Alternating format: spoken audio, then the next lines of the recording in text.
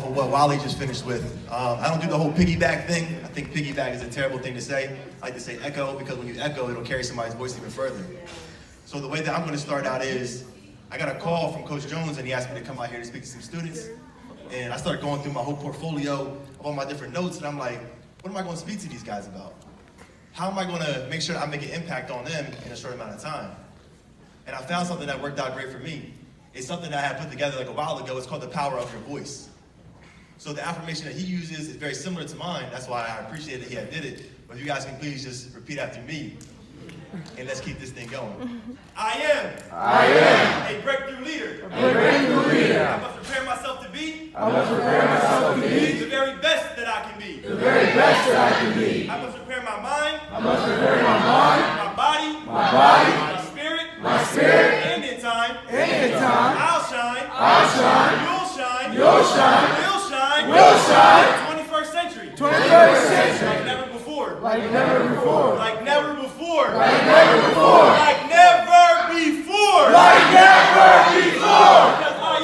I am. You are. We are. Breakthrough leaders. Thank you guys so much. So I want to give you guys a little insight onto my journey on how I got here. If we can go back to when I was in the 5th grade, something that hit me was the time when I came home from school. And my parents sat me down and they said, I got some good news for you. So I'm thinking, where are we going, Disney World? They're like, no, you're going to be a big brother again. So I'm like, this is great. You see, I come from a family to where they don't know if it's going to be a boy or a girl until the baby is born. They wait until that day. So when we're sitting there talking, they say, if it's a girl, we're going to name her Michaela.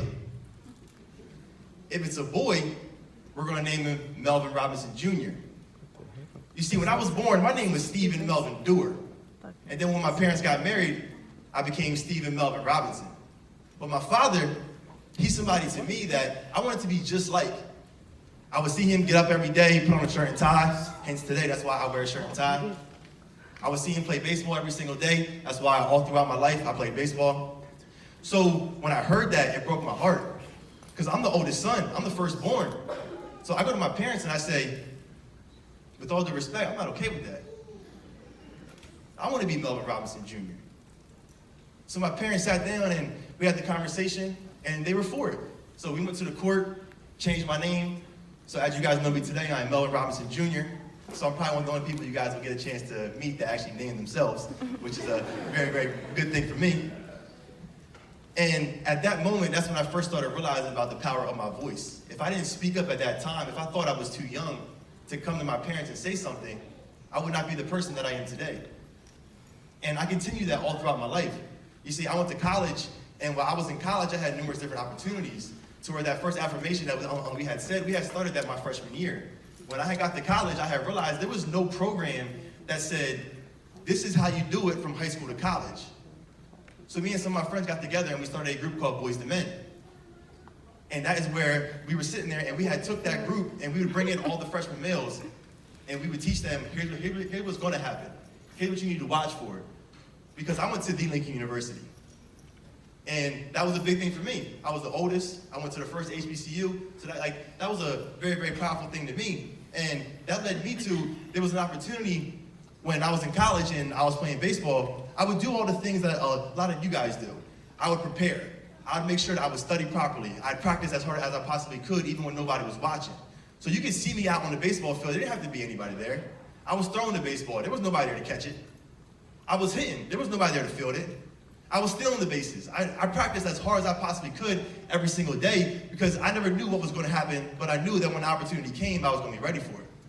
So for those of you that play baseball, you know one of the hardest things to do, and the thing that everybody talks about the most, is when somebody steals home. You see, I could tell you exactly how long it was going to take me to get from first base to second base. I can tell you exactly how long it was going to take me to get from third base to home plate because I practiced so much and I did it so often. So we get into a game, I get on base, I get moved over to third, and I'm watching the pitcher. And for those of you that play baseball, or for those of you that don't, there's two different ways that you can pitch when there's somebody on third base. You can either go from the stretch, or you can do your actual full windup. And it was just my lucky day. He decides to go from the full windup. And I'm timing him, because I know my time, so I'm trying to see how long is it taking for him to do his full windup and to pitch the ball. Their coach calls timeout. He comes out to the mound. I turn to coach, I said, Coach, I can make it. And because coach knew how hard I prepared, he called the batter up. So we're sitting there talking, and he's like, this very next pitch, don't swing. And I mean, don't swing, because if you swing, you could kill him. He's coming. So the pitcher gets ready. He starts going through his motion. The second his foot moved, took off. You see, when I was growing up, there was a movie called The Sandlot. I don't know if any of you guys ever seen that movie. Everybody. But Benny the Jet, that was me. I wanted to be Benny the Jet. Towards the end of the movie, all you hear is, the Jet stole home, the Jet stole home. So that was a big moment. I'm running down, I slide, I'm safe.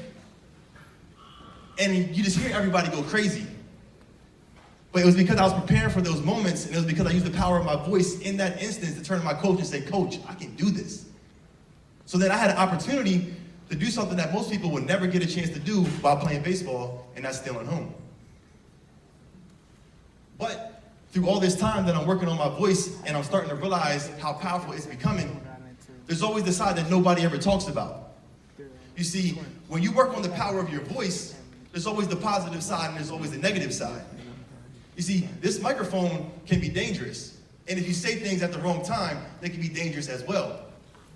So when I had graduated college, I had the opportunity to get into a company, work my way up. I was a branch manager by the time I was 25. I was running my second store by the time I was 26, 27. And it was a lot of stress that I wasn't preparing for like I was when I was playing baseball. I would come home and I would take it out on my family. The girl that I was talking to at the time, we would argue. And I didn't realize at that moment how powerful my voice really is.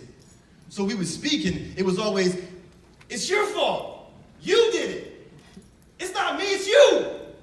What do you mean? I'm trying to do better. You're not doing better. And the thing that I didn't tell you guys was during that whole time through the argument, she's sitting there holding my 1-year-old daughter in her arms.